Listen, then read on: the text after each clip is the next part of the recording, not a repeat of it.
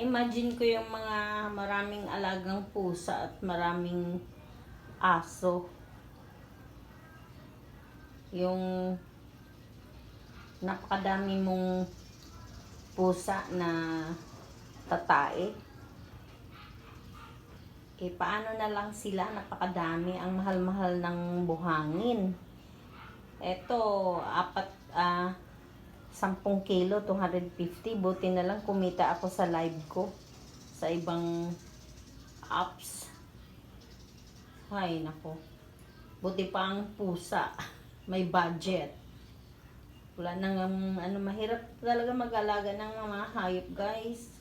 Lalo na yung mga iba dyan, tulad ko din, na walang hanap buhay. Naintindihan ko yung iba na nanghihingi dyan sa Facebook ng tulong.